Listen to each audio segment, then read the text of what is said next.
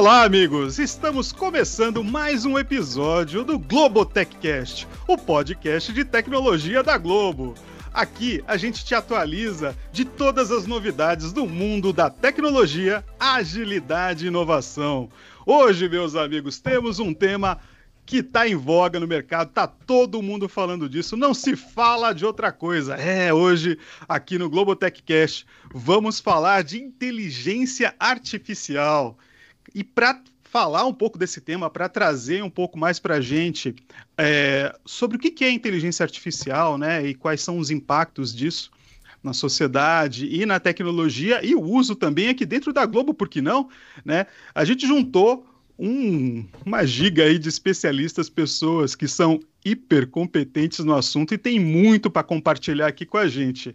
Lá dos estúdios do Globotechcast, eu tô com a Carolina Bezerra e uma mesa seleta e completa de pessoas e colegas que vão falar para a gente um pouco mais sobre essa ciência, né? Essa ciência não tão oculta, essa ciência incrível que é a inteligência artificial. Carol, minha amiga, seja bem-vinda. Apresente aí nossos convidados e chame para o palco do Globotechcast. Olá, pessoal. Bom dia. Eu sou Carol Bezerra, como o Patané já me apresentou aqui. Estou aqui fazendo dupla com ele, estreando, né, nesse episódio de IA. Queria apresentar nossos convidados aqui. Hoje eu estou com o Bruno Souza. Obrigada por você estar aqui com a gente hoje. Pode se apresentar, Bruno. Bom dia, pessoal. Eu sou o Bruno Souza, eu lidero as frentes de dados e inteligência artificial no Hub Digital da Globo. Prazer estar aqui com vocês e obrigado pelo convite. Beleza, estamos aqui também com o Renato Rodrigues. Bom dia, Renato. Bom dia, pessoal. Meu nome é Renato Rodrigues, eu trabalho no Hub de produção, né, especificamente na área de pós-produção e design da Globo. Prazer estar com vocês. Bem-vindo. E para fechar o nosso time, estou aqui com a Andréa Saad. Oi, gente, bom dia. Eu sou DPO do Grupo Globo, responsável pelo tema da privacidade em todas as nossas empresas. Também sou diretora jurídica lá na nossa Dijur. Bom dia e obrigada aí. Prazer estar aqui com vocês. Sejam todos bem-vindos. Bom, então eu vou começar aqui perguntando para o Bruno o que é essa tal de inteligência artificial e como é que a área de estratégia e tecnologia da Globo vem promovendo o seu uso? Vamos desmistificar isso, né? Tentando falar assim de uma forma bem leiga, tá? Inteligência artificial é uma tentativa da gente replicar em sistemas, em tecnologia, um comportamento humano, né? Para isso a gente precisa de dados, uma quantidade razoável de dados, algoritmos que aprendem com esses dados, são chamados algoritmos de aprendizagem de máquina, pode ser machine learning, deep learning, reinforcement learning, né, dependendo do propósito. E esses algoritmos, aprendendo com esses dados, conseguem, né, de uma forma ali probabilística, né, nunca 100% assertivos, replicar, de certa forma, esse comportamento. Ponto. Falando um pouco sobre acho que vale falar um exemplo aqui, e-mail. E-mail, sei lá, desde que eu me recordo lá de trás, acho que foi a primeira vez que eu interagi com inteligência artificial sem perceber muito que era inteligência artificial. Foi o primeiro exemplo que me veio à cabeça. Você tinha lá os filtros anti-spam, né? Então, como é que funciona um filtro anti-spam? Você tem um monte de e-mail, você tem alguém ali inicialmente treinando o algoritmo, falando o que é spam, o que não é. O algoritmo vai aprendendo, depois chega um e-mail novo, ele consegue classificar. Isso é um e-mail, essas características compreendem um e-mail que é um spam, joga para um lado, não é um spam, joga para a minha caixa de entrada. Então, é um pouco, né, desse processo. Eu poderia estar ali classificando, não, esse é um spam, não quero. Na verdade, a minha classificação até entra ali como um exemplo, né, para melhorar a performance do algoritmo. Então, ponto de novo. Falando sobre né, a nossa área aqui de tecnologia. A gente vem investindo no tema já há bastante tempo, de uma forma mais formal, estruturada, diria que uns 8 a 10 anos, desde que a gente começou a fazer grandes investimentos em Big Data, na antiga Globo.com, né, em áreas de dados dentro da TV Globo, da Globosat também. Né, investimentos em tecnologia, em competências, trazendo pessoas. E a gente teve diversas fases, né? Então, teve uma primeira fase que a gente, né, trouxe engenheiros de dados, cientistas de dados, né, colocou todo mundo ali, né, numa estrutura mais central. Vamos começar a explorar mais esse tema. Criamos ali fundações, né, data lakes, por exemplo, do domínio dos nossos produtos digitais, GG Show. A gente criou data lakes no domínio do jornalismo, data lake no domínio de finanças. E com isso você criou a fundação. E aí com as competências, engenheiros, cientistas, você foi criando, né, os primeiros produtos. Começaram com uma pegada ali em dados mais descritivos, dashboards, né, o famoso BI, mas rapidamente evoluíram para uma pegada mais preditiva, prescritiva, lá do nosso lado do Hub, né? Foi quando a gente começou a trabalhar, por exemplo, sistemas de recomendação lá em 2013. Só que a gente, né, nessa evolução, né, em algum momento a gente sentiu a necessidade de estar mais próximo dos negócios. Então a gente começou a espalhar um pouco mais essas competências e se estruturar mais em termos de treinamento. Ter as pessoas não técnicas também, né, mais alinhadas com o tema dados e inteligência artificial. E isso foi crescendo muito de forma orgânica. E mais recentemente, né, nos últimos 2 anos, a gente construiu uma parceria também muito forte com o Google, que, né, solidificou ainda mais esse tema dados aqui na empresa, né, trazendo ferramentas que facilitam bastante, né, a exploração e criação de produtos de dados, que permitiu a gente escalar ainda mais para outras áreas, outras soluções. Então, sei lá, 8 anos atrás a gente tinha, vamos dizer, no máximo 10 modelos de IA em produção. Hoje a gente passa de centenas de modelos em produção. A gente tinha 30, começou lá no antigo projeto Big Data, com investimento em uma estrutura de 30 pessoas. Hoje a gente também passa de algumas boas centenas de pessoas trabalhando nesse tema. Então isso dá para tangibilizar um pouco, né, do tamanho aqui do nosso investimento e o que a gente tem feito nesse tema. É verdade, galera. Eu pude acompanhar um pouco, né? Do tempo que eu tô aqui na Globo, eu me lembro que logo que eu cheguei eu fui conhecendo a área de Data AI, conheci o Bruno, e eu vi como essa área cresceu nos últimos 3 anos, né? Era uma área realmente devia ter, na época que eu cheguei, devia ter umas 60 pessoas, e hoje é uma área que cresceu muito. E é impressionante como a Globo ela vem se empenhando, né, no uso de tecnologia, né, na parte de inteligência artificial, né? Cada vez mais a gente vai vendo isso permeando várias áreas aqui dentro da Globo. E não dá para deixar de falar, né, de inteligência artificial sem a gente falar também, né, em casos de uso, né, como é que a gente vem usando isso aqui dentro da Globo, né? E agora eu queria até trazer falar um pouco desses cases, né, de casos de uso, entendendo como é que funciona lá na produção de conteúdo, né? O Renato, como é que isso funciona lá na produção de conteúdo? Fala pra gente, cara. Bom, então, como o Bruno comentou, é uma coisa que vem sendo explorado já há bastante tempo dentro da Globo, né?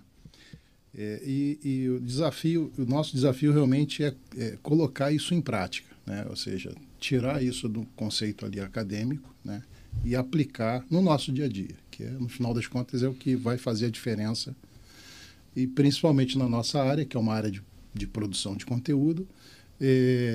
De alguma forma isso tem que influenciar de forma positiva, né? Seja trazendo eficiência na produção ou na própria criação, tá?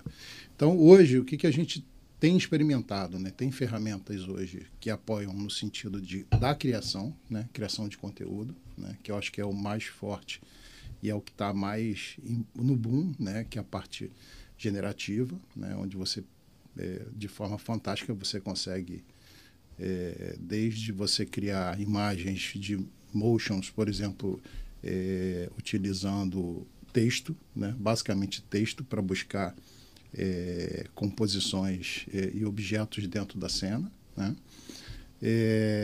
Você poder fazer motion capture, que é uma técnica que já antiga, mas que você não pura e simplesmente com a própria imagem você acaba podendo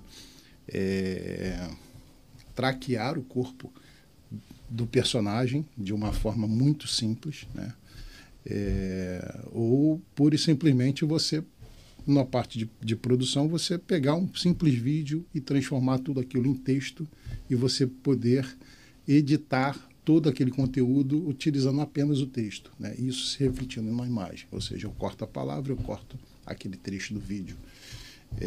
Então, são experiências que a gente está tendo no dia a dia que acaba, de alguma forma, acelerando o nosso processo, né? Trazendo essa tecnologia como um aliado, como uma ferramenta para o nosso dia a dia.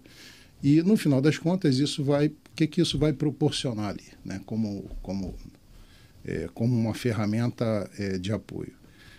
A gente potencializar exatamente esse processo produtivo, né? Então, se numa ação a gente tinha um tempo para fazer, a gente vai passar a fazer pela metade do tempo, ou um terço, enfim. No final das contas é isso. Então, na prática, o que a gente tem visto é muita coisa, mas muita coisa mesmo na parte de criação nesse sentido, né? Criação de imagens, criação de voz, né? Você poder criar a voz e você poder gerar sentimentos dentro dessa voz, né? Utilizando apenas o texto, né? Que nós chamamos lá de mídia sintética, né? Que é exatamente você poder, através de um texto, você criar a voz e também a imagem, né? Você também ter a mídia sintética como um avatar, né? Eu ter um avatar e esse avatar poder, enfim, eu poder reproduzir aquele texto através de um avatar e poder aquilo se refletir, no final das contas, como a gente fala, né? Eu submeto aquele render e recebo o conteúdo já produzido. Além dessa parte de criação, né, o que a gente enxerga? Uma imersão dentro dessa tecnologia, dentro dos processos, né? Então, se a gente olhar a nossa esteira de produção, desde o momento que a gente capta o conteúdo até o momento que a gente exibe, né, é um fluxo muito grande que você acaba tendo variações em função do conteúdo, né? Você pode ter um conteúdo ali uma abordagem mais para hard news, que a gente fala, que é uma coisa muito mais rápida, né? Onde o conteúdo e a produção ela é muito rápida, né? E é consumível rapidamente. Ou produções de novela, por exemplo, como você tem um pipeline um pouco mais longo, ou uma série, etc. Foco então, mais em qualidade, né? Quando a gente olha para tudo isso e enxerga todos os processos, a gente vê que isso pode ser um grande aliado, porque, no final das contas, você tem que gerenciar, orquestrar todos esses recursos, né, tanto técnico quanto humano, e aí entra exatamente a inteligência artificial, né, com modelos que podem, de forma inteligente, né, tratar e organizar isso, né, seja a alocação de uma câmera, seja a alocação de uma ilha, né, no momento em que o cara começa a escrever um texto, né, ele já pode pré-definir os recursos que ele vai precisar, por exemplo, para aquela matéria, né? E, de alguma forma, isso vai nos ajudando, né, a criar e a organizar esse mundo de recursos, né, para que a gente traga essa eficiência no dia a dia. Então, a gente tem uma visão que é a parte criativa, que é importantíssima, né, e a gente ainda está muito no início disso, né? A gente realmente está no início disso. Mas já é fantástico os resultados de você poder criar, ou você, por exemplo, pegar uma cena e uma cena, por exemplo, do Bruno aqui, ele chegando aqui na sala, né? Então você tem essa cena e você poder simplesmente mudar o Bruno por um personagem. E todo o movimento, expressão e tal, utilizando o modelo, a gente consegue substituir o corpo do Bruno por um outro personagem. Isso é o que a gente está testando hoje, né? Isso é o que está em curso hoje dentro do nosso ambiente de produção. É muita ferramenta nova. É muita coisa. Isso. Então, E tem a parte de processos que a gente também olha, que é justamente para a gente alavancar, né, e, de certa forma, potencializar a nossa capacidade, né, de produção de conteúdo cada vez mais. Falando um pouquinho lá do lado do Hub Digital, a gente, até acompanhando muito esse crescimento que o Patané falou que viu, a gente está cada vez aplicando mais inteligência artificial em diferentes campos.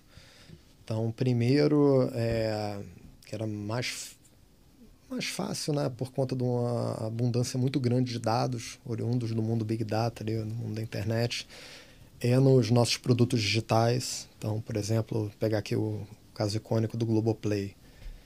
A gente usa para recomendar conteúdo personalizado, conteúdo contextualizado. Tem lá o quem viu isso também viu, porque você viu isso, veja também, conteúdos similares. Nessa linha de recomendação, né, além de conteúdo, a gente passou a recomendar também oferta. Então, né, a gente vê que você é um cara que é um cinéfilo, tem muita propensão ao consumo de série. A gente tenta trazer, né, algum outro pacote, add-on, por exemplo, Telecine, um Globoplay mais canais. Vai fazer sentido para você, se você é um cara disposto a usar um Premiere da vida. A gente tem usado para melhorar a experiência de consumo. Então, como é que eu otimizo a performance da minha CDN, que é um trabalhinho, né, bem simples de prever que conteúdos podem ser consumidos em que região e pré-alocar esse conteúdo nessa região para reduzir o tempo de carregamento do vídeo e otimizar os nossos custos de CDN. O universo de fraude também, né, nesse mundo de assinaturas, fraude é um grande ofensor ali para os resultados operacionais. Então, compartilhamento de senha, fraude de novas assinaturas, o cara que está, né, querendo assinar com um cartão de crédito que não é dele, né, se ele conseguir, a gente tem que depois devolver o dinheiro, que acaba impactando também bastante o resultado. E atendimento, né, olhando para o nosso chatbot, assim, a gente usa muito processamento de linguagem natural ali para conseguir ter uma assertividade maior ali, né, na resposta para os nossos usuários. A gente vem usando bastante também, né, no mundo de back-office. Então, né, na nossa parte assim, de serviços de apoio, transporte, alimentação, trabalhando previsão, para também ter mais eficiência de custos, olhando para a alocação de recursos nos estúdios, que a gente vai precisar, que é um trabalho legal pra caramba, que a gente analisa, né, as características né, do diretor de um determinado produto, os atores e tal, tenta cruzar ali o que geralmente é consumido, né, olhando dados passados para também tentar otimizar bastante a alocação de recursos. E ali na ponta do dinheiro, da venda no universo de publicidade também é um mundo que a gente vem avançando bastante, né? Primeiro utilizando para segmentar a nossa oferta de publicidade, principalmente no mundo digital, cada vez, né, buscando ter mais conhecimento sobre as nossas audiências para conseguir entregar, né, a campanha correta de um anunciante para o público que ele realmente deseja. A gente trabalha muito otimização nessa frente, otimizando o inventário de TV aberta, inventário digital, otimizando performance de campanha, otimizando viewability, que é uma métrica assim, muito que o mercado acompanha muito de perto. E, por fim, estamos agora numa jornada levando mais personalização também para essa frente de publicidade. Acho que aqui a gente conseguiu explorar bastante, né, o que tem. Caramba! Inúmeros cases que a gente tem aqui de uso de IA na Globo. E uso, hein, galera? Nossa, se eu fosse escrever isso tudo aqui, eu ia precisar de mais de um caderno para fazer isso, cara. Muita coisa, muito uso. E eu tava pensando aqui, eu falei, nossa, olha quanto uso, quanto aplicação disso, né? E ela tá permeando, assim, várias competências, várias áreas, aqui dentro da Globo e em outras empresas também. O negócio nunca teve tão em voga assim. E é claro, né, como bom e velho ser humano, né, a gente tem medo daquilo que a gente não conhece, né, do desconhecido. A gente fica um pouco, né, pelo menos nós, quando a gente não tem ainda, né, a noção da amplitude disso tudo, isso gera receio, acho que é super natural, né, e a galera primeira coisa que pensa, né, aquele pensamento até quase primário, quase industrial, que fala, meu Deus, as máquinas vão tomar o meu trabalho, né? Tô lascado, né? Vou precisar fazer outra coisa, arranjar outra coisa para fazer. Pelo que o Bruno falou, na verdade, até agora eu só vi a máquina apoiando o nosso trabalho, né? Isso é bem legal, né? A gente só vê aí a questão das IAs apoiando o nosso trabalho. Mas sim, claro que existe o receio, né, das máquinas estarem suprimindo a presença humana em alguns lugares, né? E sobre isso, eu até queria jogar aqui na mesa para a galera responder, né? Que se tem algum emprego que está em risco, né? Com o lance das IAs aí entrando no mercado, né? E como a IA afeta isso também na cultura Globo, né? Porque a gente está começando a trabalhar. Na verdade, não, né? Começando é brincadeira. Começando, a gente fala para o mercado, é que o mercado está começando a dar mais ênfase para isso de uns 2 anos para cá. A gente está falando muito mais. Mas na cultura Globo isso já está presente. E como é que ela está afetando isso hoje em dia? Como é que está sendo a repercussão disso? E essa eu jogo na mesa para a galera discutir. Não vou direcionar, não, porque eu acho que todos vocês têm história para contar aqui, né, galera? Eu vou tentar trazer um pouco ali para o mundo da produção, né? Que acho que é um ponto. Assim, eu realmente não enxergo assim, esse risco, né? Obviamente a gente está falando aqui do início dessa jornada, tá? A gente sabe, a gente tem ansiedades até onde a gente pode chegar, tá? Tem coisas que a gente não tem visão de aonde a gente vai chegar, tá?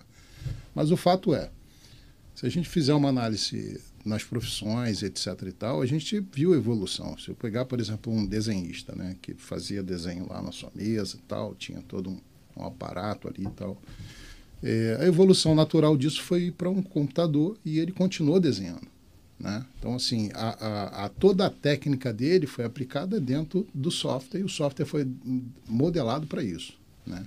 Fazendo um paralelo para a nossa realidade, para o nosso mercado, a gente enxerga realmente que toda essa tecnologia que a gente está tentando aqui descortinar aqui em exemplos para vocês, ela vai trazer sim, ela será usada como uma ferramenta justamente para potencializar a produção de conteúdo com o máximo de eficiência possível, tá? Eu realmente não enxergo essa ameaça, eu acho que tem adaptações que a gente vai ter que sofrer sim, né? Mas eu acho que existe uma transição e essa adaptação será natural, porque até assim, todas que a gente já testou, eu não vi assim, de forma abrupta isso entrar dentro do nosso papel, até porque a gente também tem uma preocupação, né? A gente sabe fazer bem o que a gente faz, né? E a gente sabe as nossas áreas de risco. A gente tem a nossa zona de segurança no sentido de tomar as decisões. Então, o que eu enxergo? Eu enxergo que é possível, sim, a gente introduzir todas essas tecnologias, apoiando o nosso processo produtivo, né, trazendo essa eficiência no dia a dia, né, para que a gente tenha um consumo mais racional dos recursos e poder realmente potencializar. Quando o Bruno estava comentando aqui da segmentação de conteúdo, né, de você direcionar isso para um público e poder comercializar produtos, né? No final das contas a gente gera conteúdo, mas tem produtos associados àquilo. Isso acaba ligando diretamente na produção do conteúdo. Então, você imagina, se eu posso gerar mídias sintéticas, né, por exemplo, né, essas mídias sintéticas ela pode estar falando não para uma pessoa, mas por uma terceira pessoa, mas para você. Então, isso acaba gerando um universo de possibilidades, alavancar um universo de possibilidades que a gente até então não existia, né? A notícia poder falar com você na sua pessoa, no seu nome, né? É uma realidade hoje. Isso é possível, né? E você poder segmentar e você poder regionalizar aquela informação, ou seja, até o sotaque, né, daquela mídia está adequado à tua região. Então, todas essas possibilidades vai ter a interação humana. Vai necessitar de um ser humano para quê? Para desenhar isso, para montar a ideia, para poder desenvolver esse plano, essa ideia, para que isso seja... Mas o que você vai poder fazer agora que você não fazia antes, né, do que precisar de menos gente para fazer a mesma coisa. Sim, eu acho que os trabalhos repetitivos, assim, é inevitável que a parte repetitiva a gente automatize, mas pelo menos no período que eu aqui estou, assim, toda vez que a gente... É um pouco do que a história do computador, né? Você acaba comprando um computador daqui a 3 anos, ele é muito mais potente. Mas os softwares acabam evoluindo junto e aí você acaba ajustando, né? E aí aquela potência que você tinha já não é mais, porque aí o software faz mais coisas e tal. Então é um pouco do que a gente vive. A gente automatiza processos para quê? Para assumir novos desafios e novas realidades, né? Então é um pouco disso que eu acho que a gente vai continuar caminhando. Essa é a minha visão. Acho que falando um pouco sobre assim, a perspectiva jurídica, né, e o que a inteligência artificial impacta no nosso mundo, eu, de fato, tenho visto mais a inteligência artificial nos ajudando no nosso trabalho do que substituindo pessoas. Eu até acho que isso pode acontecer em algum momento para trabalhos talvez mais mecânicos. Enfim, produção de documentos que são padrão. Mas eu acho que isso não dispensa uma pessoa de qualquer forma. Você vai precisar da pessoa revendo aquilo, especialmente o direito, né? Que é uma matéria, uma área muito subjetiva, né? Não é uma coisa objetiva. Você precisa de pessoas raciocinando, concatenando ideias, ligando um caso no outro. Então, eu não acho que vai haver uma substituição. E nesse momento, eu vejo a inteligência artificial assim, trazendo mais oportunidades do que qualquer outra coisa, assim. Eu vejo agora a possibilidade de pessoas se especializarem nesse assunto, né? Assim, a gente pode falar disso mais daqui a pouco, mas a inteligência artificial traz uma série de questões muito importantes do ponto de vista jurídico e muito multidisciplinares. Então, você tem questões de direito autoral, você tem questão de contrato, você tem questões de privacidade.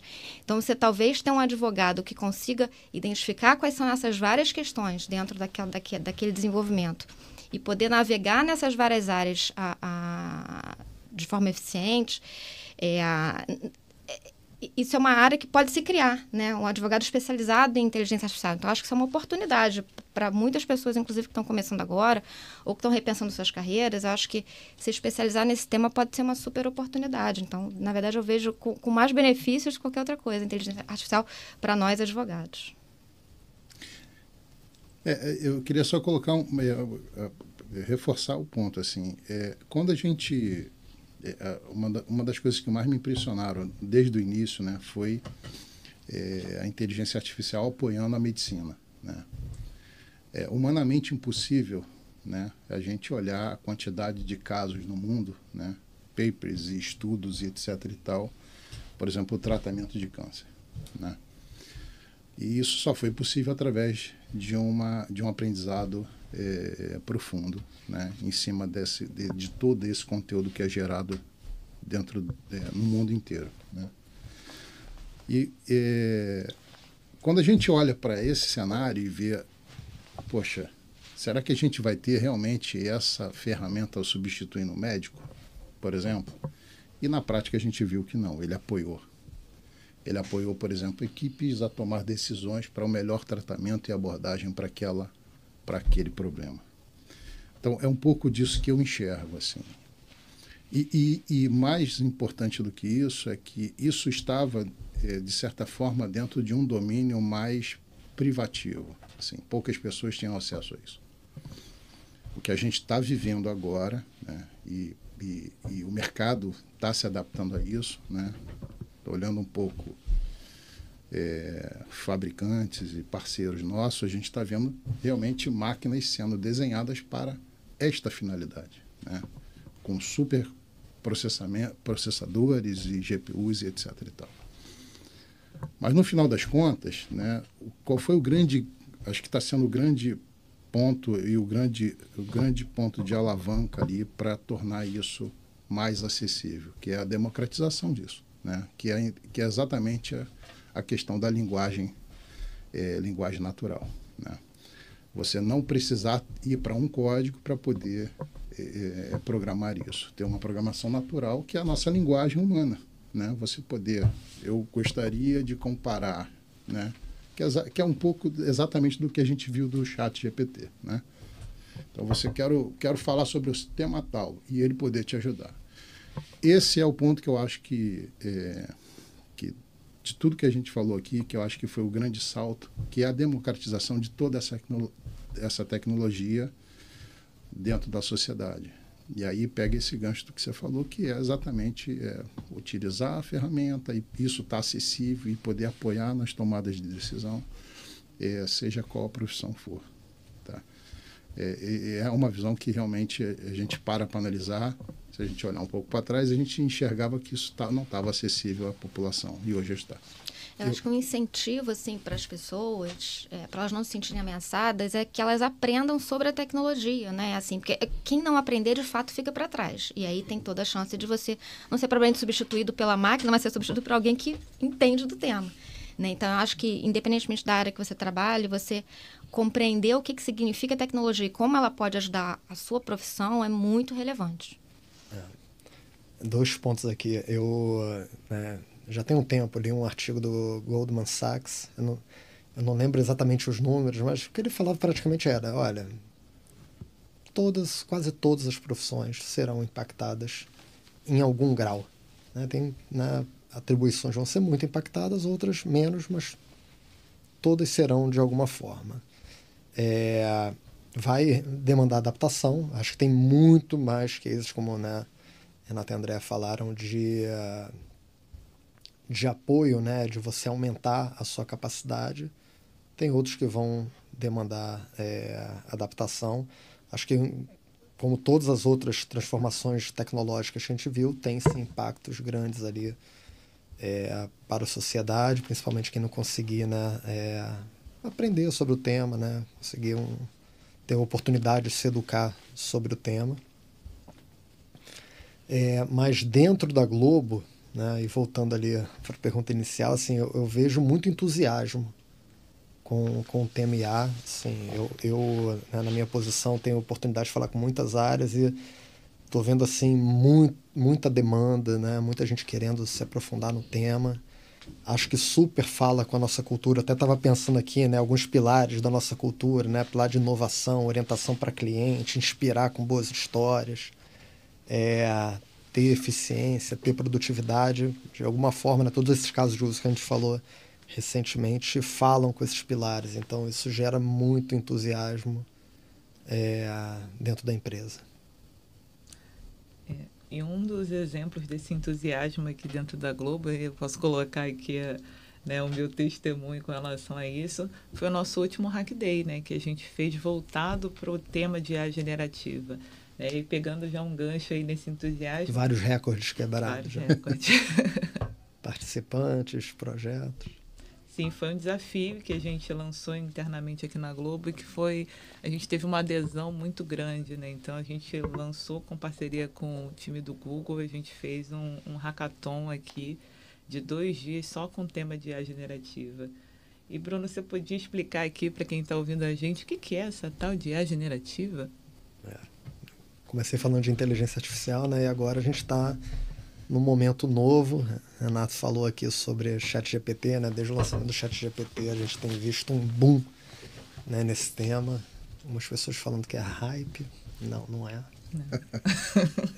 Não passará, né? Continuará aí. Né, cada vez aparecendo mais novidades sobre. Aqui, né, a nossa visão é a seguinte, né? A gente costuma separar a IA, né, nas nossas explicações sobre esse tema em 2 momentos. Né, o momento da IA funcional, né, e o momento da IA generativa. A gente está no meio dessa transição. O que é essa IA funcional? Né? É o uso dos algoritmos para realizar tarefas discriminatórias. Né? O e-mail é um spam, não é, esse usuário é um fraudador, não é, esse conteúdo tem propensão para esse usuário, não tem. Você separa, né, ali diferentes amostras em diferentes classes. Você, né, usa uma quantidade razoável de dados, você tem algoritmos, são sofisticados, mas quando você vai para o mundo da IA generativa, você pode realizar, né, tarefas de discriminação, né, da mesma forma, mas você traz um potencial novo, que é o potencial da criação. Ela consegue entender padrão, ela consegue separar padrões, mas ela consegue também interpolar, né, diferentes padrões e criar novos. Foi muito disso que a gente viu, né, com o surgimento desses LLMs, né, os modelos de linguagem fundacionais que estão viabilizando, né, grande parte do que a gente tem visto ultimamente. São modelos que usam quantidades de dados não grandes, não significativas, mas são colossais. Requerem muito processamento, requerem muito investimento, por isso, né, até a gente está vendo, né, esses modelos assim, né, os maiores, muito presentes ali com as Big Techs, e são modelos assim, que têm uma capacidade de adaptação maior. Então, um grande exemplo que eu costumo dar, né, entre o funcional e o generativo, né, o que mudou é o mundo dos chatbots. No mundo funcional, um chatbot, se você fugir um pouco do fluxo que está programado ali nele, ele reseta, ele volta para o menu inicial, ele encerra a conversa, né, sem resolver o teu problema. O mundo generativo, ele tem a capacidade maior de se adaptar ao que está acontecendo ali, né, e né, dando um jeitinho ali, conseguir fazer você chegar onde você queria. Então, no final das contas, essa IA generativa é uma IA que tem uma capacidade maior de criar, de gerar, né, através de prompts. Então, você diz ali, Renato deu vários exemplos aqui do mundo de produção de conteúdo, com prompt, você fala o que você quer e o teu output, né, é um output ainda probabilístico, mas bem direcionado ali, bem em linha com o que você pediu. É uma IA que tem uma capacidade de improviso um pouco melhor, né? Não bem vai deixar melhor. A gente na mão. Sim. No meio do caminho. E aí, pensando um pouco em futuro, o que você enxerga aí como cenário e perspectiva dentro de estratégia de tecnologia, Bruno? Eu espero ver a gente ampliando cada vez mais o uso de IA. Agora a gente tem, né, novas ferramentas, com, né, um potencial de endereçar problemas que a gente não conseguia endereçar antes, que tem a ver, acho que o Renato pode falar, né, já falou um pouco, pode falar mais aqui do mundo de produção e criação, mas tem muito do uso dessa nova capacidade da IA para ganho de produtividade e eficiência. Então, a criação de interface de produto, a gente tem visto, né, inúmeros produtos surgindo para, cara, com prompt, eu digo, eu quero aqui um aplicativo de livros, então me dá aqui a tela do autor, né, de um determinado autor e quais os livros que tem. E a IA consegue te dar isso. Né? Eu lembro no anúncio do GPT-4, né, o modelo que está por trás ali do ChatGPT, a galera desenhando, né, uma interface web num papel, tirando uma foto, imputando no modelo, e o modelo devolvendo um código para aquela interface aparecer no teu browser. Isso traz muita eficiência. Né? A parte de texto, né, de geração de texto, sumarização de texto, assim, a gente tem discutido isso bastante no âmbito ali dos nossos produtos digitais, G1, por exemplo, né? Como fazer um resumo para uma matéria, ou criar um título menor para a matéria. Esse lance de criar título é legal para caramba, porque você não precisa criar um. Você pode criar vários e dar para uma outra IA que vai otimizar qual é o melhor, né? Pensando em clique, pensando em veiculação de publicidade, pensando em engajamento, né, do usuário.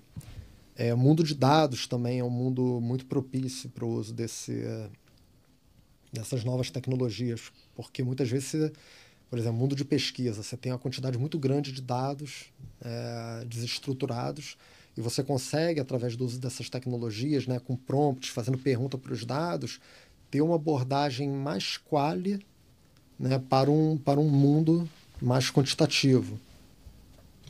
Então, né, é um negócio que a gente está começando a explorar e ver bastante futuro. Por fim, interfaces conversacionais, né? A gente já deu o exemplo aqui de chatbot, de busca, a forma como você interage com esse tipo de interface pode ficar muito mais fluida, muito mais confortável.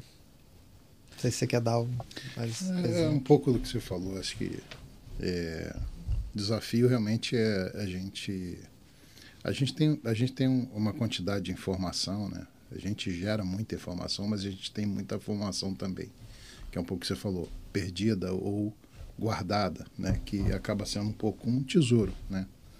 Então, se a gente olhar, por exemplo, acervo, né? A quantidade de conteúdo que a gente tem ali dentro, né?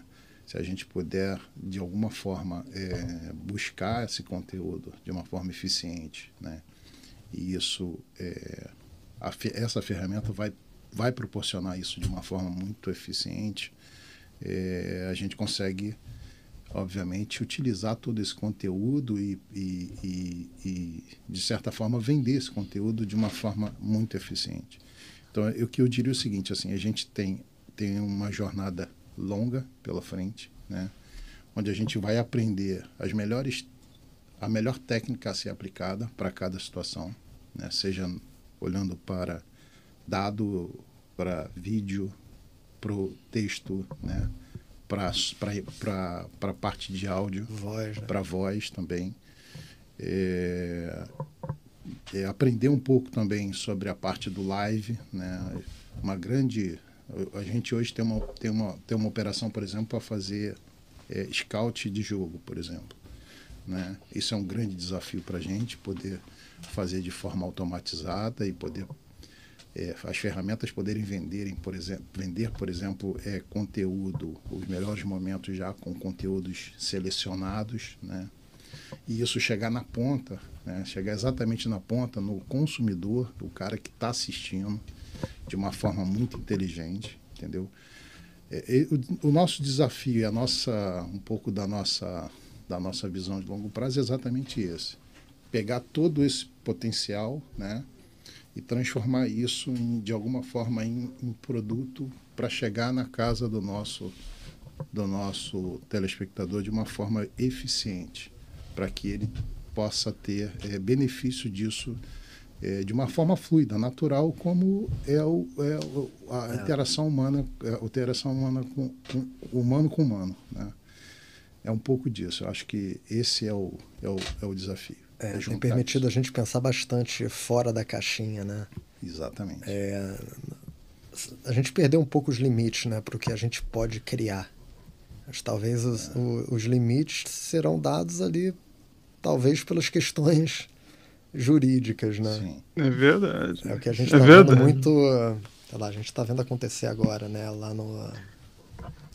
em Los Angeles, né, as greves por conta da apreensão, os roteiristas, como assim a IA vai, né, criar aqui o roteiro das obras, os atores, como assim, né, as minhas feições, os meus comportamentos vão poder ser replicados por uma IA. É um pouco isso, né?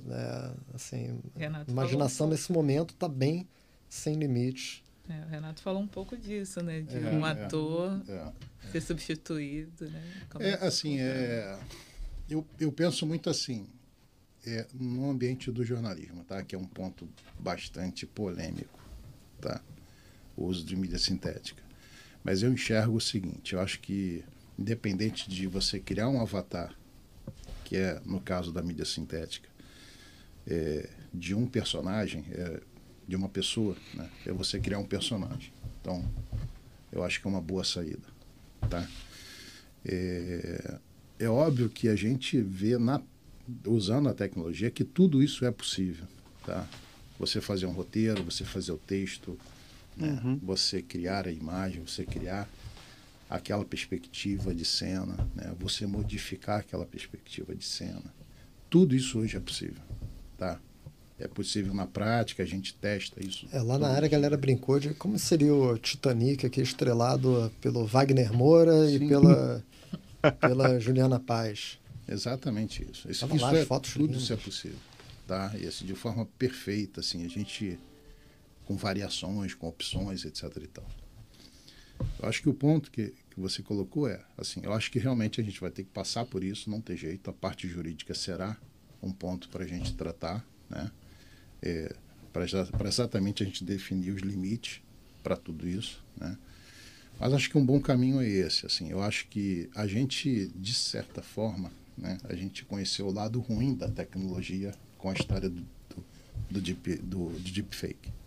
Né? Foi o lado pior da história e que a gente hoje paga o preço disso, né? Mas tem o lado bom da história, né? Que é você exatamente poder potencializar a quantidade de informação que você pode gerar, que humanamente é impossível, né? Você teria que ter assim um volume, você teria que quadruplicar a quantidade de recursos que você tem hoje para poder fazer alguma coisa parecida. Então, eu acho que é nesse sentido que eu acho que a gente tem que buscar, que é o quê?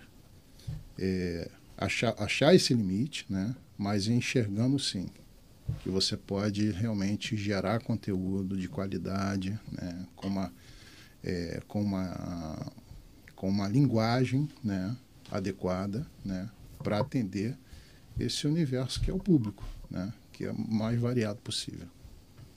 Verdade. E recentemente, ó, só para colaborar aí com essa explicação que o Renato trouxe pra gente, recentemente eu tive no cinema, fui assistir um personagem que inspirou até a minha primeira faculdade, né, que foi o Harrison Ford. Quando eu fiz história, eu fiz pensando no Indiana Jones. Olha que absurdo, né? A criança é brabo. Daí a minha primeira faculdade de história, pô, eu falei, queria ser, né? Mais tarde eu descobri que não era bem assim. Mas enfim, cara, e eu vi o Indiana Jones, né, nesse último filme dele, como ele era na década de 80, eu fiquei maravilhado, cara. Então, assim, significa que teremos Harrison Ford eterno, né? Poderia ter várias sequências aí do Indiana Jones. E aquilo ali, aquele deepfake, né, foi feito com um IA, né? Mas é muito perfeito, é muito legal. Eu adorei, e aí tá exemplo de um bom uso onde o ator não precisa se preocupar, ele mesmo ali continuando, né, o legado dele. Foi muito bacana, né? É um uso bem interessante aí dessa tecnologia. Mas tem um ponto, né? Como diziam uma vez, tinha um ditado que falava que potência não é nada sem controle, né? E falando um pouco mais de normatização, organização, se eu vou olhar para tudo isso do ponto de vista jurídico, né?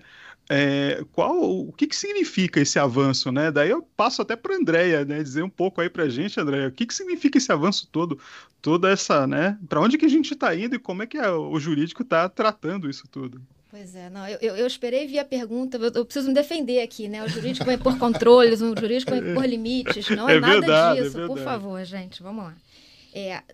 Acho que não tem dúvida que a inteligência artificial traz uma série de desafios novos para a gente, né? Para os advogados. Primeiro que hoje no Brasil a gente ainda não tem uma lei que trate especificamente de inteligência artificial, né? Você tem uma série de projetos de lei que estão andando lá no Congresso, mas a gente ainda não tem uma lei. O que a gente tem hoje é uma série de outras leis que estão vigentes hoje, que já existem há muito tempo, e que se aplicam à inteligência artificial. Então, estou falando de lei de direitos autorais, eu estou falando de Código Civil, eu estou falando de Lei Geral de Proteção de Dados, que é mais recente. Só que elas ou foram escritas quando essa tecnologia ainda não existia, ou existia, mas não de forma tão desenvolvida, ou já estava desenvolvida, mas ainda não era tão popular. E aí isso impõe para a gente uma série de dilemas relevantíssimos, né? Então, vou dar só alguns exemplos, assim. Por exemplo, com relação ao treinamento da IA, né? Como é que a gente faz para treinar a IA com material que é protegido por direitos autorais? Será que eu preciso da autorização do titular daquela obra para poder fazer o treinamento da minha IA? Ou é só, já que está lá na internet, é só crawlear, buscar e fazer o treinamento da IA? Só isso já dá uma tese de mestrado, gente. Assim. E essa é uma questãozinha, né? Porque você tem uma discussão... Porque o direito autoral, ele abrange a utilização da sua obra, né? Então, você fica protegido... Em termos aqui bem leigos, assim, você precisa da autorização para que um outro utilize uma obra da qual você é titular. Mas será que o treinamento já entra no conceito de utilização? Porque você não está usando propriamente a obra, você está usando os dados que, no seu conjunto, formam aquela obra, né? Se for, beleza, é a utilização... Será que aquilo ali não entra na lógica do fair use? Fair use é o que te permite usar aquela obra sem a autorização. Se você usar pequenos trechos, se você não for concorrer, se o resultado daquilo não for concorrer com a obra propriamente dita, tudo bem, se entra no fair use, não precisa de autorização. Será que o treinamento já entra nesse conceito? Isso é uma discussão e tanto. Essa semana mesmo, não sei se vocês viram, o New York Times disse que vai alterar os termos de uso para proibir o uso para treinamento já sem autorização, né, dos seus conteúdos que estão lá disponíveis no seu site. E outros tantos veículos, outros tantos jornais estão seguindo o mesmo caminho do New York Times. Então, essa é uma questão já que, assim, já tem gerado muito debate, não é uma coisa do Brasil, isso é importante também dizer, o mundo inteiro está discutindo agora, gente. Então, assim, dificilmente você vai ter uma resposta preto no branco, sim ou não vai ser assim. O mundo inteiro está discutindo, são temas muito importantes. Eu acho que tudo impacta a inovação, né? Mas, ao mesmo tempo, você tem direitos que precisam ser protegidos. Então, esse é um ponto. Outro ponto, assim, bem banal, e falando de inteligência artificial generativa, se o output te atribui um fato que não aconteceu, uma coisa mentirosa. Eu mesmo, outro dia, testei lá o ChatGPT para falar do meu currículo. E ele falou que eu trabalhei na Petrobras. Eu nunca trabalhei na Petrobras. Falou que eu fui formada pela Cândido Mendes, eu sou formada pela UERJ. E tudo bem, né? Assim, são fatos que não me ofendem de maneira alguma, só que não são verdade. Agora, quando o ChatGPT te imputar um crime ou alguma coisa que te ofenda, quem vai ser o responsável por aquilo, né? Quem que pode ser... Quem que pode se responsabilizar por aquilo que vai ofender a sua honra, que vai gerar uma calúnia, uma difamação? É a pessoa que colocou o prompt e gerou aquele resultado? É o desenvolvedor da IA? Isso é muito complexo, né? Mas, ao mesmo tempo, é uma coisa que está acontecendo. Então, você tem que ter essa discussão de responsabilização. Isso me leva a uma outra questão, que são os termos de uso de cada ferramenta de IA. Isso é uma coisa que, assim, e eu acho que é normal que as pessoas... É uma ferramenta, acho, tão sedutora e tão, né, e que está cada vez mais popular, que você sai usando, sem ler os termos de uso. Gente, assim, se vocês tiverem a curiosidade de ler os termos de uso, por exemplo, do ChatGPT, acho que vale. Assim, você é responsável por tudo, basicamente. O que você colocar ali no prompt, se você está usando um dado pessoal, se você está usando um dado uma informação confidencial, você se responsabiliza no sentido de que você pode fazer aquilo. Se o output violar algum direito autoral... é sua questão também, é sua responsabilidade. O que é uma loucura, né? Porque você, em princípio, não tem controle sobre o que vai sair. Você controla o seu prompt, mas você não controla o seu output. Então, assim, é uma coisa... Assim, isso pode ter consequências jurídicas importantes, né? Se for um output problemático, você que está ali usando, achando que não tem consequência, pode ter consequência para você. Então, o fato é assim, acho que a gente não tem resposta pronta para nada, a gente só tem grandes dilemas e acho que eles não estão todos mapeados. Outro dia saiu uma reportagem, acho que foi no Wall Street Journal, falando que a inteligência artificial generativa, especificamente, é um campo minado jurídico. Achei um pouco dramática a imagem, mas, de fato, se a lógica do campo minado é a gente não tem tudo identificado ainda, a qualquer momento pode explodir alguma coisa nova, talvez seja isso, assim, no sentido de não explodir, mas a gente ainda está mapeando tudo que tem para ser visto e ser avaliado, né? Acho que, por enquanto, aqui, falando da nossa realidade Globo, a gente tem, talvez, duas certezas só. Primeiro, do ponto de vista jurídico, idealmente, para a gente avaliar as demandas, a gente vai precisar de muita gente que entende de muitos assuntos, né? Como eu falei agora mais cedo, a gente tem qualquer demanda que surja, por mais trivial que ela pareça, você tem questões de privacidade, você tem questões de direito de imagem, que a gente acabou de falar do Wagner Moura, a gente tem questões de direitos autorais, isso demanda expertises específicas, né? Então, assim, o que a gente está fazendo lá na Dijura, a gente está criando um grupo de trabalho com as várias áreas, para chegou uma demanda, gente, dá uma olhada aqui, vê o que a gente tem para poder endereçar de forma correta, né? Então, isso é importante saber, não é só... Se fala muito de direito autoral, né? Quando você lê assim, matéria aí sobre as questões jurídicas, o foco é muito direito autoral, que é uma parte muito relevante, mas você tem até questões de segurança da informação, você tem questões de privacidade, quando você insere um dado pessoal ali. Você tem uma questão, você tem uma lei geral de proteção de dados hoje que incide sobre isso, e a gente tem que ter muito cuidado quando a gente usa dado pessoal. Então, acho que essa é uma certeza que a gente tem, e a outra que aí vai fazer parte de uma doutrinação que a gente precisa, enfim, levar a palavra para a empresa inteira. A gente está começando um novo projeto envolvendo inteligência artificial, que é começar a usar uma ferramenta nova, procura o jurídico.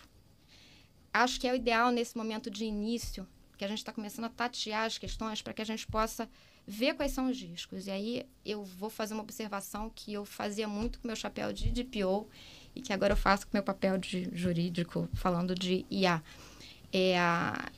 Eu não quero que ninguém pense que envolver o jurídico significa que o jurídico vai limitar, vai controlar, vai encher o saco. Não é, gente. Assim, o nosso papel é importante no sentido de saber quais são os riscos, entendeu? De mapear e aí a gente vai dar o braço com o negócio para tentar pensar numa alternativa que gere menos riscos. A gente quer viabilizar o negócio. tudo isso que o Renato e o Bruno falaram do que a gente quer para frente, o jurídico quer também. E a gente quer estar junto com vocês. Isso é bem importante, né? Mas o ponto é o seguinte, a gente precisa ter certeza de que vocês entendem as questões, os riscos, se é que eles existem. Em alguns momentos não vai existir risco nenhum. Mas se eles existirem, quais são? E pode ser até que o executivo decida. Quero ir em frente mesmo assim. Ótimo. Mas o nosso papel como jurídico é mostrar para vocês quais são eles. E o que a gente está comprando naquele momento. Então, enfim, não é assunto simples, mas é um assunto apaixonante, gente, do ponto de vista jurídico. Assim, a advocacia nem sempre é muito legal, mas nesse momento ela é muito legal. Estudar a inteligência artificial é fascinante. Então, inclusive, assim, para quem esteja ouvindo e quer começar a estudar alguma coisa nova e tal, esse assunto é muito legal. Recomendo. Olha só, né? E faz pouco tempo que saiu o LGPD, né? A gente tem também a GDPM, né? Que é internacional, se eu não me engano, né? GDPR, isso. É isso. E daí, cara, eu tava pensando aqui, eu falei, olha só, só que as coisas têm tempos diferentes para acontecer, né? Todo o contexto jurídico, até se aprovar a LGPD, teve um tempo de maturação, da galera estudar aquilo, por quê, né? Em compensação, a IA, né, e as tecnologias correm em outro tempo, né? Elas correm. Então a gente teria que ter, por exemplo, um jurídico, né, não um jurídico, mas a questão da regulamentação, né, com velocidade o suficiente para ficar próximo ali da entrega dessas novas tecnologias. É um baita desafio, né? Então a gente vai ter que ter uma IA do jurídico. Olha que coisa maluca, né? Calma, não é por aí. Eu acho que vai ter que ser incremental, assim. Eu volto a dizer, a gente está ainda no início desse boom, né? A gente tinha uma capacidade, um limite de capacidade computacional que a gente está começando a ter novas gerações que vai poder viabilizar de uma forma muito mais ágil, com um volume muito maior, modelos mais eficientes, né, de inteligência artificial. E eu acho que, assim, hoje a gente está tentando adaptar uma legislação com outra, juntando um pouco, para poder criar uma visão, né? Eu acho que talvez o caminho seja criar uma coisa do zero, né, para tratar especificamente isso, porque existem ali... a gente está tentando adaptar as coisas. Então, talvez não resolva somente adaptar. É verdade. E daí eu pensando nisso, e seguindo essa linha de raciocínio, eu estava pensando aqui, falando até muito em linha do que o que a Andrea trouxe ali para a gente, né, de papel e responsabilidade e toda essa parte. Eu fico pensando qual que é o papel do governo, né, em cima dessa regulamentação toda, né, o papel do governo, qual o papel dele, da indústria, né, o que acontece em cima disso, André? Como é que ele se posiciona face a isso tudo? Então, assim, a gente já tem, como eu falei, né, a gente tem hoje alguns projetos de lei tramitando no Congresso sobre esse assunto. Eu acho que o governo tem um papel muito importante. Eu concordo com o Renato, assim, a gente não pode viver de gambiarra, né? Tem que ter uma legislação falando desse assunto. Eu acho que, assim, ainda que tenha legislação, o Código Civil, por exemplo, vai continuar se aplicando, mas eu acho que quando a gente tem uma lei robusta, estruturada, acho que dá mais segurança para todo mundo que vai usar a tecnologia. E tem uma coisa que eu ia comentar, é o seguinte, eu acho que essa experiência que o Brasil teve na regulamentação da privacidade vai ser muito interessante agora para a IA. Acho que a gente aprendeu muito no processo. De como lidar com tecnologias, como fazer uma lei que consegue se manter no tempo, apesar da evolução da tecnologia. Então, eu acho que a gente já sai muito na frente para falar de IA. E eu vejo muito isso claramente. Quando eu vejo os debates sobre os projetos de lei da IA, você vê uma maturidade muito maior para falar de tecnologia, né? Pensar que os projetos de lei que deram origem à Lei Geral de Proteção de Dados são de 2013, era um pouco caótico, né? Porque eu acho que tinha uma falta de intimidade com tecnologia no geral. Então, você via, inclusive, versões dos projetos de lei da LGPD, não fazia nenhum sentido, não era factível você cumprir com aquilo, porque as regras não rimavam lá com cré. E, no final das contas, a gente teve um processo que durou anos de discussão dos projetos, essas discussões deram origem na LGPD, e hoje a gente tem na LGPD uma lei muito bem feita, assim, muito boa tecnicamente. Claro que a gente tem sempre questões, enfim, controvérsias, mas é uma lei muito madura. Então, acho que a IA provavelmente vai se beneficiar muito desse processo de amadurecimento que a gente teve com a LGPD. Então, a gente tem esses dois projetos de lei, um é de 2020 ainda, e é um projeto muito principiológico, bem curtinho, e que acho que, pensando hoje na evolução da tecnologia, ele não é suficiente, está longe disso. E a gente tem um projeto muito mais robusto que começou a tramitar esse ano, que é resultado do trabalho de uma comissão de juristas lá do Senado, que enfim, trabalhou muito no ano passado, fez 1000 audiências públicas, fez relatório, que é um projeto, assim, muito bom tecnicamente, enfim, a gente tem questões sempre, né? Mas ele é muito mais profundo do que esse outro projeto de 2020. E é muito inspirado, inclusive, no projeto que está rolando lá na Europa, né? Que também... A Europa sempre tem esse papel, especialmente em tecnologia, de ser pioneiro, né? Foi assim com privacidade, está sendo assim com IA. A regulação das plataformas digitais também, que é outro tema incrivelmente maravilhoso do ponto de vista jurídico. A Bruxelas também segue no pioneirismo. Então, é uma lei que eu acho que tem mais chance de vingar, né? Ainda está tramitando, a gente não sabe, não tem muita expectativa de timing, né? E isso é uma coisa interessante, você vê que mesmo essa lei que começou a tramitar esse ano, ela ainda não trata especificamente de IA generativa, ela fala de IA em geral.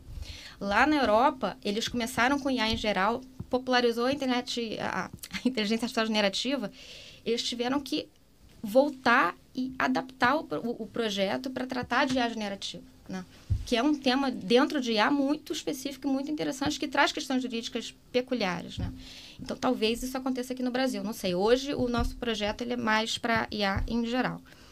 E aí, eu acho o seguinte, falando do papel da indústria, eu acho que ela tem um papel relevante também, né? Não é só o governo. Eu acho que a indústria tem um papel importante de acompanhar o que está acontecendo no governo, quais são as discussões que estão rolando, para que a gente possa dar sugestão, criticar, porque assim, é a indústria mais do que ninguém que entende como é que a tecnologia funciona, quais são os potenciais dela, como é que ela pode ajudar a inovar. Então, acho que... Está puxando a evolução. Exatamente, tem um papel assim de garantir que, no final das contas, a lei que vai acontecer, que vai ser publicada, é factível, né? Que proteja a sociedade. O projeto de lei ele tem muito essa lógica de evitar discriminação, de dar transparência, garantir explicabilidade dos algoritmos. Eu acho que são todos pontos importantíssimos para a sociedade, né? Mas tem uma questão em que as empresas têm que poder cumprir essas regras, né? Tem que ser algo factível. Então, acho que a indústria tem muito esse papel, assim, de olhar e ver, não, tudo bem, eu de fato preciso dessa regulação, mas ela é possível do ponto de vista corporativo, eu consigo cumprir. Então, acho que tem um pouco esse papel de dosar, assim, né? Porque não necessariamente quem está escrevendo conhece profundamente do ponto de vista técnico, né? Então, acho que a gente tem um pouco esse papel de dar esse apoio. Muito bom, gente. Galera, a gente podia ficar aqui, acho que o dia inteiro falando de IA e a gente não ia esgotar o assunto, porque é um campo vasto e tem muita coisa para a gente trocar sobre, mas o nosso tempo está chegando no fim. Eu queria agradecer aí a presença dos nossos convidados aí, o Bruno, Renato, Andréia, né? Minha parceira, Carol Bezerra aqui. Obrigado, Carolzinha, valeu demais aí pela tua parceria. E agora eu queria abrir, né, para a galera, né, dar o seu salve aí, mandar o seu abraço, os seus recados finais. Carol, puxa por aí, puxa a fila. Beleza. Obrigada. Eu vou começar por mim, né? Obrigada aí, Patané, por mais uma parceria. Queria agradecer aqui a Andréia, Bruno, Renato, por compartilharem tanto conhecimento com a gente. Vou puxar então a Andréia, que falou por último, para fazer a mensagem final e agradecimento. Bom, gente, queria agradecer, realmente um prazer estar aqui com vocês. Acho que deixei claro aí ao longo do nosso papo que eu gosto muito, muito desse assunto. E a gente está começando lá no jurídico esse trabalho de realmente orientar a empresa, né? A gente sabe que o emprego da IA está cada vez mais diário, profundo, né? E intenso.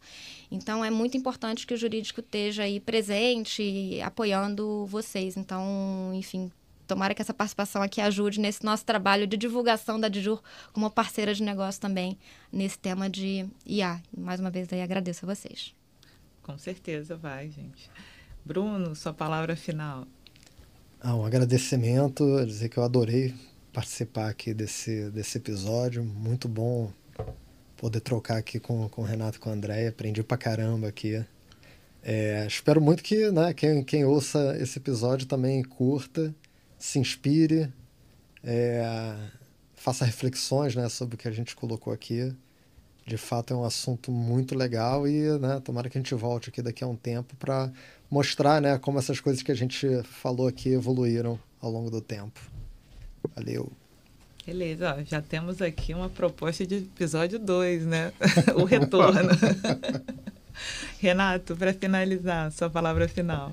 Não, maravilha. Eu queria agradecer o convite aqui. Foi muito bom, foi um momento muito bom aqui de troca com você, com o Bruno, com o André, Carol. Queria deixar uma mensagem aqui para as pessoas que estão ouvindo, para não ter medo, né? Acho que é um pouco do que a gente falou aqui, não ter medo da inteligência artificial. Realmente será uma grande ferramenta, uma grande aliada nossa no nosso dia a dia, né? Tanto no âmbito pessoal quanto no profissional. E agradecer, muito obrigado aqui pelo convite, pelo esse momento maravilhoso que foi aqui de troca. Muito bom, galera. Então, se você tem algum comentário, você está ouvindo esse episódio, fala com a gente. A gente tem um e-mail lá, é o globotechcast@g.globo, né? E você pode acompanhar a gente lá no YouTube e nos outros canais também. A gente está no... vocês vão ouvir a gente diretamente no Spotify, no Deezer. Cara, e tem tanta plataforma que o Globotechcast tá agora que, putz, dá uma procurada lá, procura a gente. Agradeço demais por mais esse episódio aqui na Trilha de Dados e vemos você no próximo episódio do Globotechcast. Valeu!